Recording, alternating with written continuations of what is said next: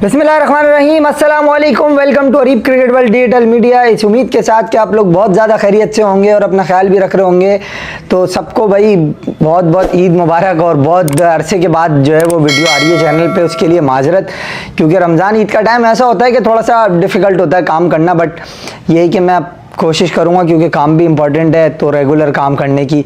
और वीडियो कुछ ऐसा ख़ास था भी नहीं। अब मेरी वो वाली आदत भी नहीं है कि मतलब हर 5 मिनट बाद वीडियो अपलोड की जाए कि खबर दी जाए, मतलब कोई इंपॉर्टेंट ऐसा कुछ था नहीं। यस, आप ये कह सकते हो इमाद आमिर का वापस आना उस पर बन सकती थी। बहरहाल आज जो पाकिस्तान का मैच हुआ उस पर बात करेंगे। और उसके अलावा IPL 2024 में बड़े धमाकेदार स्कोर बन रहे हैं भाई, बड़ी कोई आउटस्टैंडिंग बैटिंग देखने को मिल रही है हमें।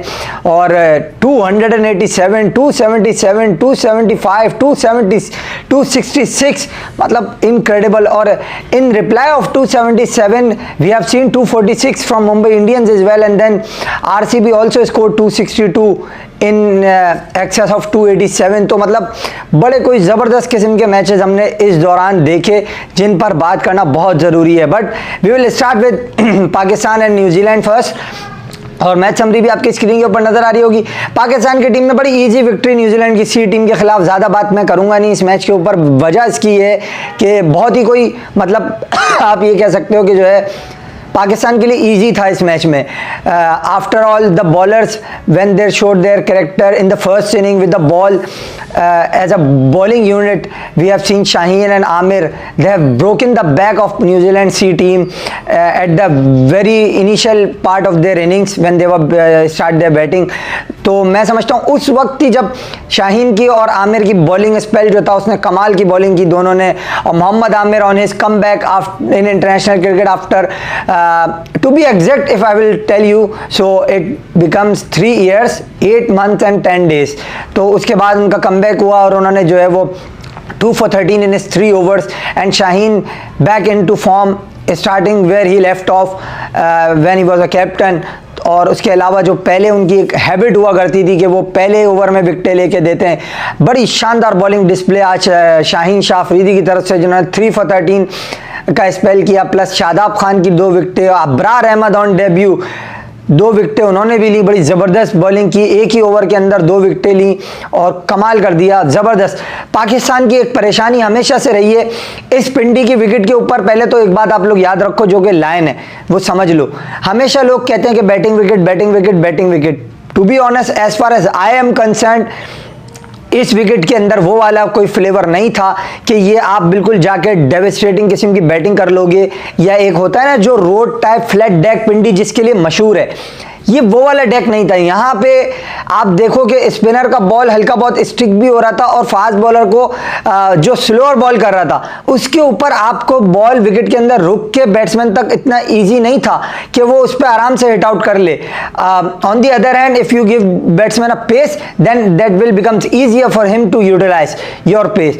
But Aamir bowled with cleverly and with his bag of trick you can say। और उसने जो 121, 125 इस पेस पे अपने बॉल को लेकर आया और वहां विकेटें ली।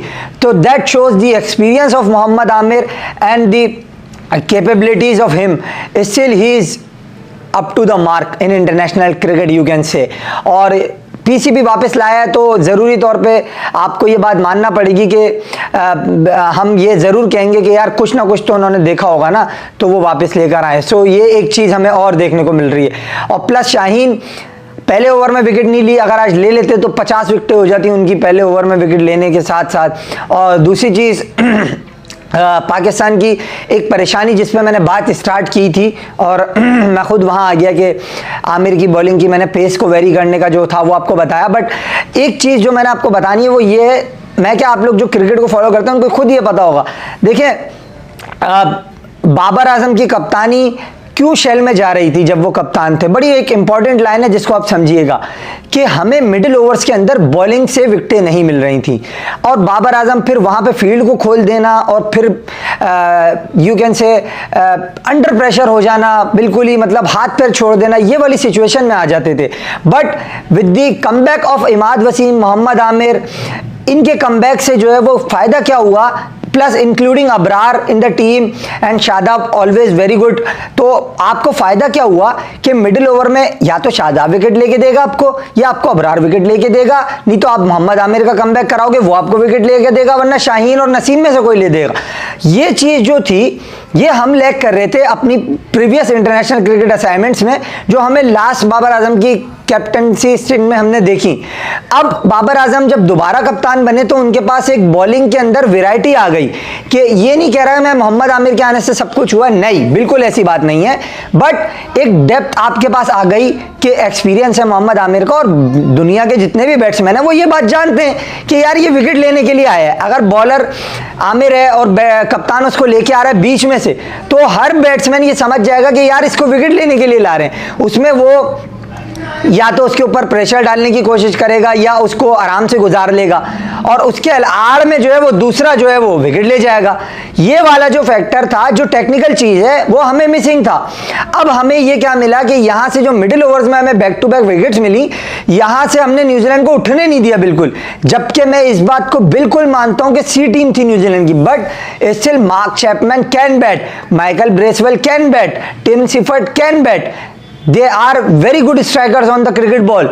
We have seen them play in the cricket leagues as well, and you can never ever forget Michael Bracewell when he bats well against India. 140 odd runs उसने स्कोर किए थे वहाँ, और एक मतलब हारी हुई बाजी को लड़वा दिया था बेहतरीन तरीके से। तो माइकल ब्रेसवेल, मार्क चैपमैन 100 कर चुका है यहीं पिंडी में, तो ये कोई अनाड़ी नहीं थे। मैं बिल्कुल ये नहीं कह रहा कि न्यूजीलैंड की जो ये बैटिंग लाइनअप है ये बहुत आउटस्टैंडिंग है, बिल्कुल सी टीम है ये, मैं इस बात को एडमिट करता हूँ, और हमें नहीं खुश होना चाहिए इनको हरा के। मगर मुद्दे की बात पता है क्या है, आप ये देखो कि मोहम्मद रिजवान साहब जिस टीम में हो ना माशाल्लाह, तो वहाँ होता ये है बॉस कि 45 रन बिल्कुल उसने बनाए, बैटिंग कार्ड भी देख रहे होगे आप लोग। बस आप ये देखो कि ये 12-13 ओवर तक ले गया। अब आप जब न्यूजीलैंड की सी टीम पे 91 के चेस को 12-13 ओवर में लेके जा रहे हो, तो फिर किधर स्टैंड कर रहे हो आप? सिर्फ ये चीज देखें, पॉजिटिव्स आपको सब बताएंगे, बट हम हमेशा ये चीज नोट करते हैं कि गलतियां छुप जाती हैं जीत में। ये बिल्कुल नहीं होना चाहिए।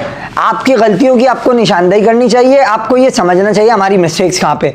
अब आज की रिजवान की इनिंग जो थी, अब आप कहोगे दूसरे जो मार रहे थे वो तो आउट हो रहे थे, बट जब तुम सेट हो गए थे, 20-25 तुमने कर लिए थे, फिर तुम तेज खेलते।